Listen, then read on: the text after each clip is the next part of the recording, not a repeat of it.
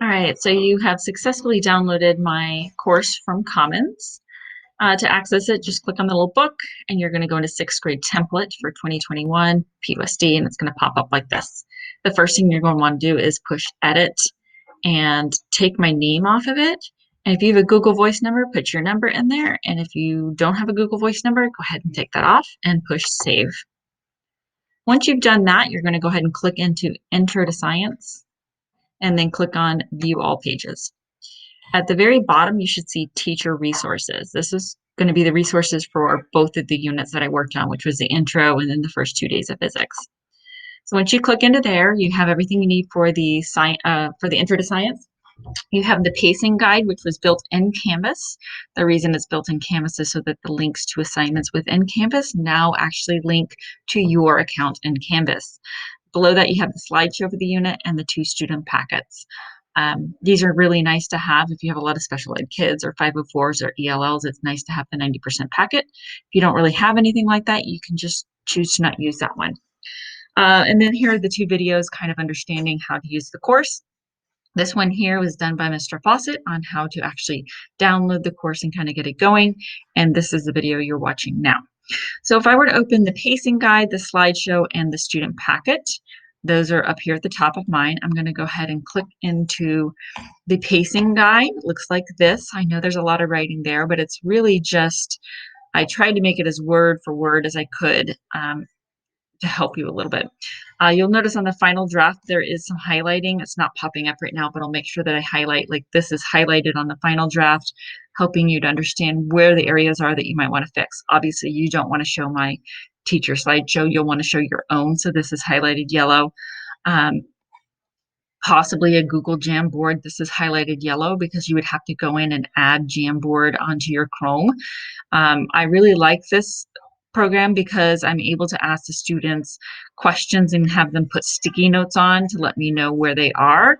And I've built one for the whole unit. So if you go make yourself a Jamboard and you email me, I'm happy to share my Jamboard with you, and then you can just copy one for each of your class periods.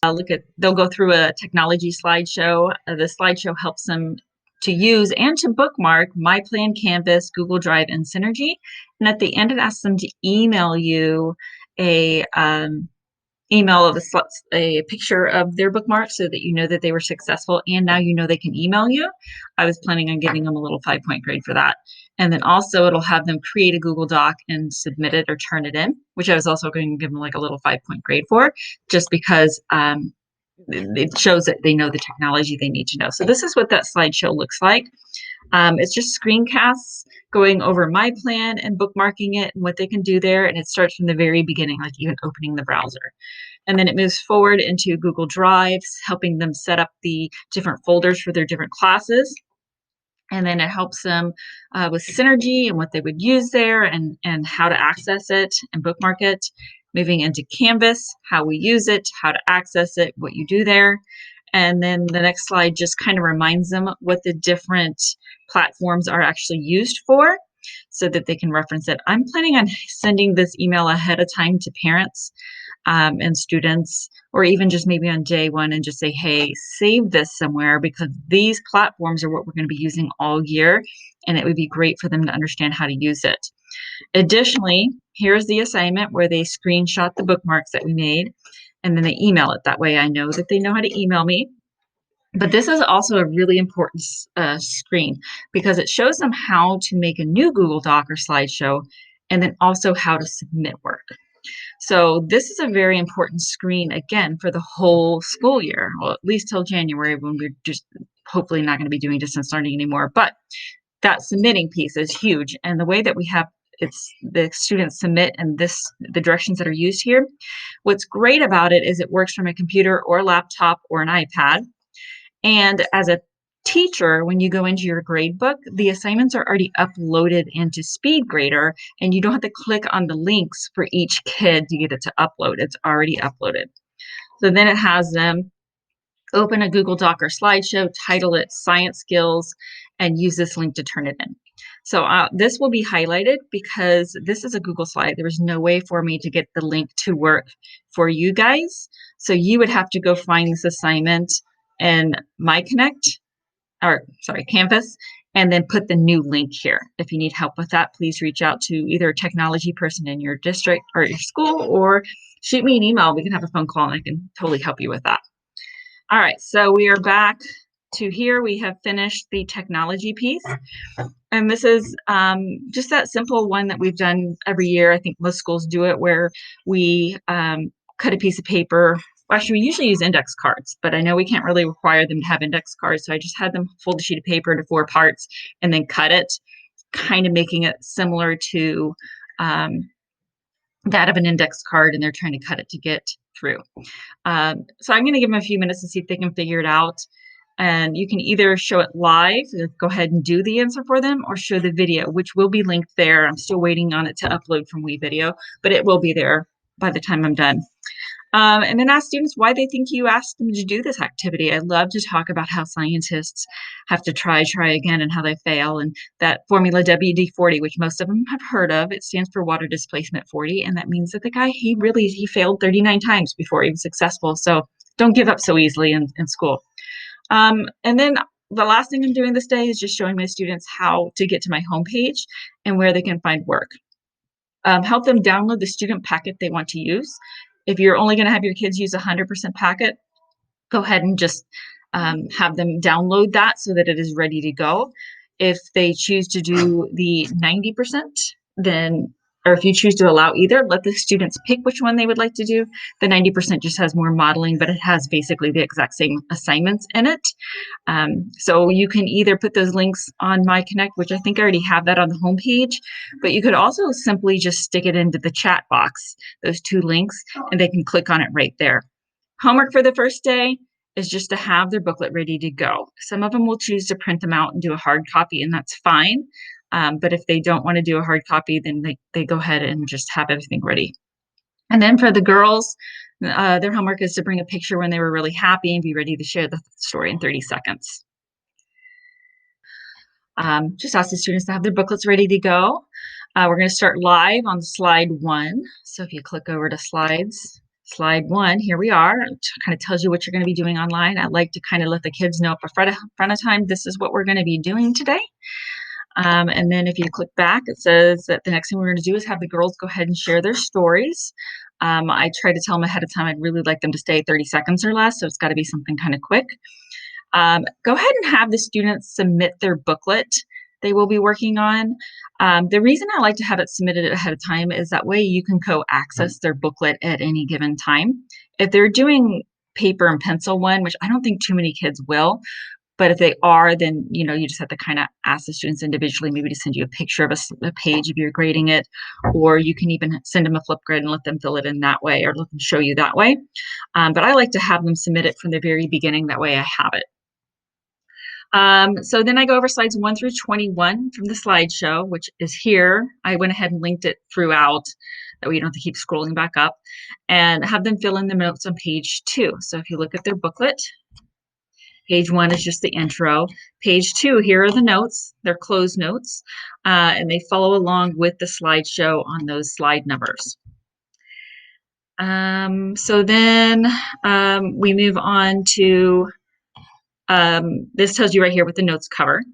And then we turn to page 3 in their booklets, and we read through the directions for the research project. I like this research project because it brings culture into science. So they're picking a scientist from their cultural background to do a slideshow on. I give them a complete video showing them step by step how to do this assignment.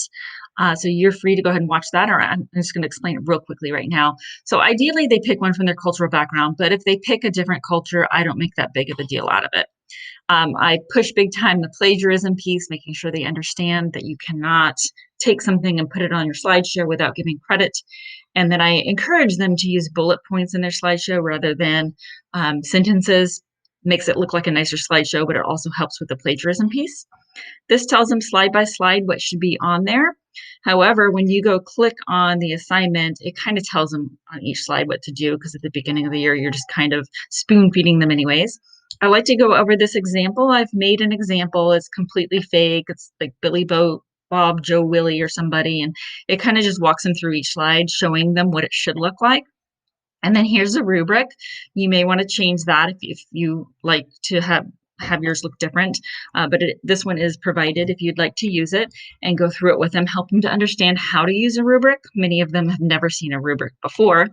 And here's the assignment. So when you click on it, it gives you a skeleton of the assignment that it's going to force a copy, that they would then go in and fill out on their scientist.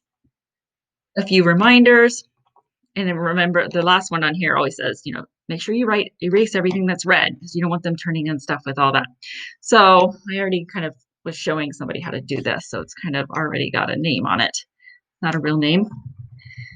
So they would just go through here and fill in what they need to about their scientist, and then fill in their reference page. Again, the slideshow that's given to them here explains the whole copying and pasting the URL and giving credit. 6th grade, we haven't really required like correct documentation yet, but I do expect them at least to put a reference number on each slide and the URL with the matching reference number on the document page or on the works cited page. Then I have the other version here. This is the 90% version. That means they only get up to a 90 for it. There's a video that helps them through that one as well. This one has more modeling in it. It also has a link to some scientists with links that helps them research those scientists. So it is a little easier, especially for those who struggle with researching. And then they would turn their work in here. Okay. All right, so that is looking at these, looking at that. So then they go to offline. This day, all they've got to do is try to figure out who they want to research and then watch this 12-minute video. It kind of helps them to understand how to make a nice Google slideshow. And their homework is on slide 22. It's just basically come class ready to work on your slideshow. Know who you're going to be researching and why they're important. So then we're going to start day 3 by having them share who they picked, right? And I'm not going to go through every day because I think you can probably figure out kind of how this is all working. This is the pacing guide telling you kind of word by word what to do. When you go into the slideshow, it's scripted in here as well for them to follow through. And then if you look on the pacing guide, it also has slide numbers all the time to tell you, like, this day starts on slide 1, this day starts on slide 23, this day starts on slide 24, and everything follows the student packet. So a lot of times the links to their assignments are actually here in the packet. And the reason I did it that way was so our My Connect site or a Canvas site doesn't get overwhelmed with links. If you have any questions, please let me know. Thank you.